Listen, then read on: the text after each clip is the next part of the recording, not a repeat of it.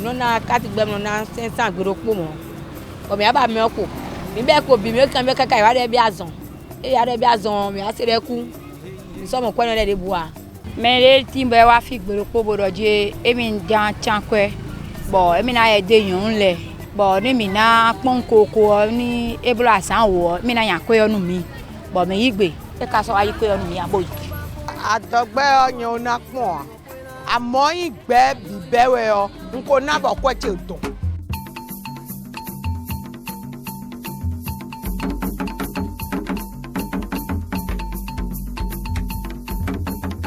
La microfinance est un sous-secteur très sensible pour l'économie béninoise.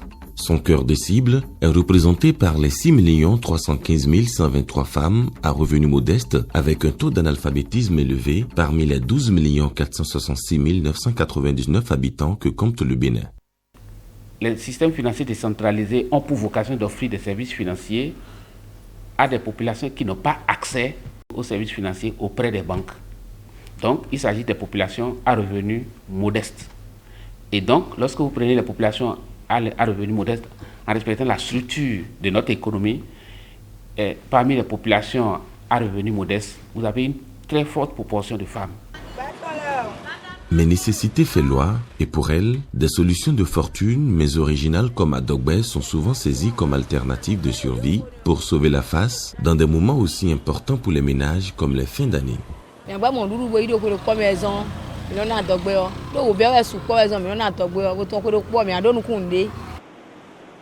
Toute activité de collecte de l'épargne ou de collecte de l'argent auprès des populations est une activité qui est codifiée, qui est réglementée. Donc pour nous, Adogbe, exercé par des acteurs inconnus, des autorités, est à risque. S'il n'y a pas de réglementation pour nous, ces activités ne doivent pas exister. Il faut le dire, Adogbe est l'autre forme risquée de collecte de fonds et de distribution de produits parfois avariés. Au Bénin, c'est le bras opérationnel du ministre des Finances, l'Agence nationale de surveillance des systèmes financiers décentralisés, qui assume cette fonction du sous-secteur de la microfinance avec l'appui du Comité de stabilité financière. Pas d'illusion à se faire. L'article 7 de la loi 2012-14 du 21 mars 2012 portant réglementation des systèmes financiers décentralisés indique clairement qu'il faut avoir d'abord l'agrément avant d'exercer.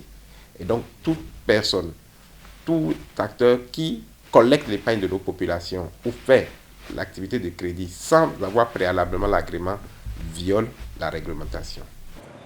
Dans les villages, quartiers de ville et même dans les grandes villes, on se croit à l'abri du risque. C'est un autre nouveau contrat. On leur donne de l'argent tous les jours, mais toujours est-il que nous prenons déjà la somme. Si vous épargnez par exemple 10 000 par jour, ce qui fait 300 000 francs le mois, vous recevez dès la première mise, vous recevez déjà vos 300 000, puisque c'est des gens qu'on ne connaît pas forcément. Vous convenez avec moi que nous avons connu un autre tournant en termes d'actions menées ces 5 dernières années, et parce qu'on est passé à un niveau supérieur en termes d'action pour véritablement limiter les dégâts, pour empêcher que ce que nous avons eu en 2010 ne revienne. Je voudrais parler de la FICC Services et Consorts pour éviter que nos populations ne soient spoliées de leur pauvre épargne. La vigilance est de mise pour distinguer l'informel de l'illégal. Des femmes estiment qu'avec certaines initiatives traditionnelles d'épargne et de crédit, elles peuvent se tirer de la pauvreté. Mais entre ces innovations et les systèmes de collecte d'épargne autorisés, il y a un pas à ne pas franchir. Lorsque vous voulez appartenir à un système tontinier, que ce soit Adogbe ou des tontines formelles, peut-être qu'il faut une sorte d'enregistrement ou pour qu'on trouve des mécanismes pour que si éventuellement la structure tombe en faillite, les déposants puissent être dédommagés. Pour nous, il faut travailler à ce que la réglementation couvre ces nouvelles activités, mais à défaut, il faut combattre ces acteurs que nous classons dans les acteurs illégaux. S'agissant des systèmes traditionnels, une nuance est à faire. Il faut distinguer deux catégories. Il y a les agents de collecte qui sont mandatés par les institutions de microfinance, les systèmes financiers décentralisés, qui sont des structures agréées et qui proposent à leurs clients ces produits de tontine. On peut considérer que ces opérations de collecte de tontine par des agents qui sont issus des institutions agréées sont également des opérations licites. Par contre, les opérations de tontine en groupe ouvert qui sont réalisées par des agents de collecte qui proviennent des institutions qui ne sont pas agréées ou qu'on ne connaît même pas restent des opérations très risquées qui sont normalement des opérations interdites. L'on n'a pas encore fini avec ce spectre des structures à risque quand le monde entier fait face à l'apparition de nouveaux paradigmes. Les crypto-monnaies. Leur promotion est faite dans tous les coins de rue. Les crypto-monnaies, ce sont des monnaies qui ne fonctionnent qu'uniquement que sur les réseaux sociaux de par l'intermédiaire de Internet. Les crypto-monnaies, nous pouvons observer leur volatilité. Or, les billets de banque ne sont pas des monnaies qui sont volatiles. Pourtant, le risque est également présent, ce qui justifie d'ailleurs l'absence d'unanimité. Une monnaie numérique qui n'arrive pas à assumer les trois rôles de la monnaie. Une monnaie doit être une unité de compte. Ce que les crypto-monnaies ne font pas, c'est-à-dire on ne cote pas les biens en crypto-monnaie, en bitcoin par exemple. On les cote toujours en dollars, en francs CFA ou en euros. Il y a cette limite-là. L'autre limite, c'est que ça ne sert pas complètement d'intermédiaire d'échange. C'est vrai que pour ceux qui reconnaissent crypto-monnaie, ça peut servir d'intermédiaire d'échange, mais ce n'est pas le cas. Et comme réserve de valeur, c'est très risqué aussi.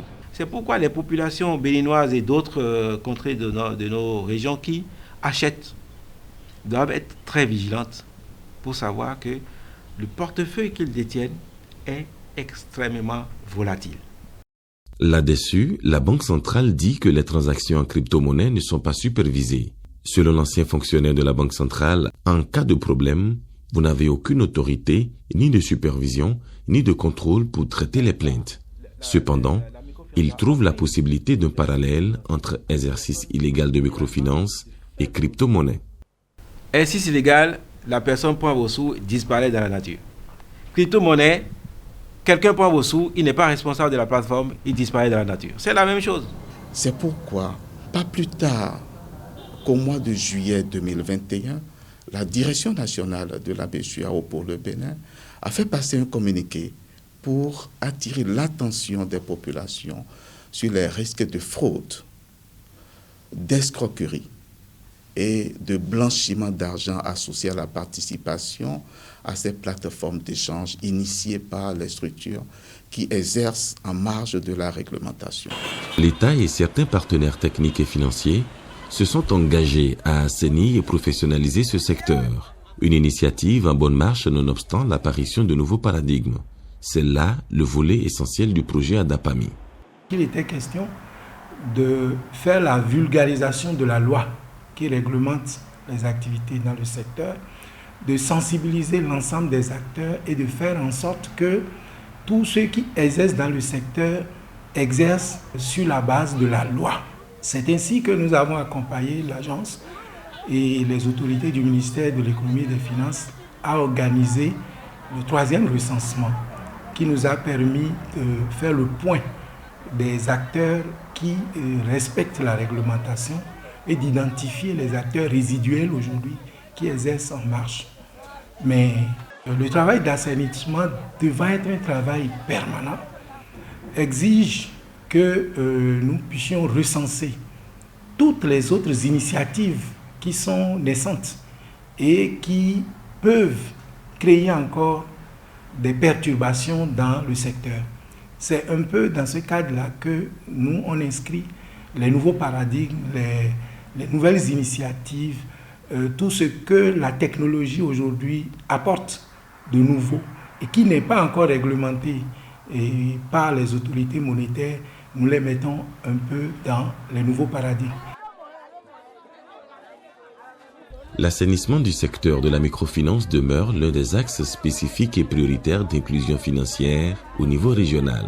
Il y a 4 éléments clés qui renforcent l'inclusion financière. Il y a notamment une bonne réglementation, une bonne protection des consommateurs, une bonne éducation financière et une bonne expérience client. Et donc, les 2 premiers éléments, notamment la bonne réglementation, notamment la bonne protection des consommateurs et derrière une bonne éducation financière qui est également sous la responsabilité donc du régulateur, du superviseur. Tout ça concourt vraiment à renforcer l'inclusion financière donc, de nos populations.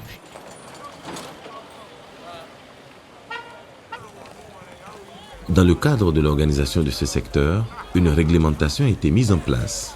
Les dispositions de la loi 2012-14 du 21 mars 2012 ne permettent plus l'illégalité. Et ce comité, effectivement, organise donc des séances de sensibilisation à travers donc, les 12 départements de notre pays, puisque ces acteurs, ils mettent les dispositifs en place pour duper, donc pour gruger, pour tromper donc, les populations.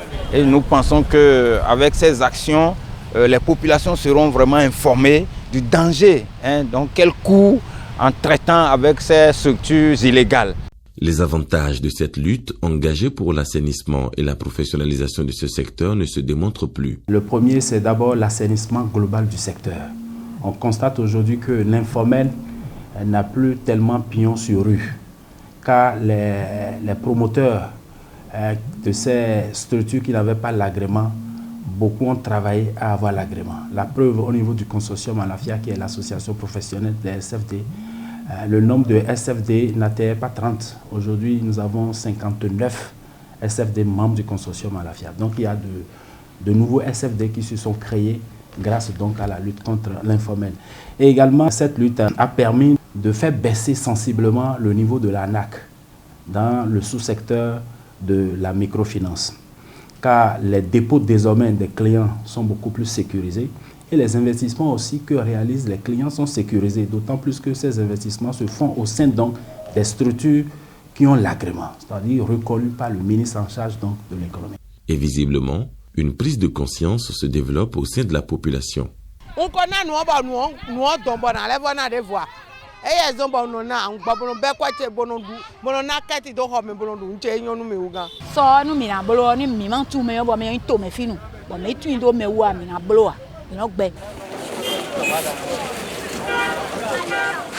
Des actions d'éducation financière, de sensibilisation et même de répression qui ont porté leurs fruits.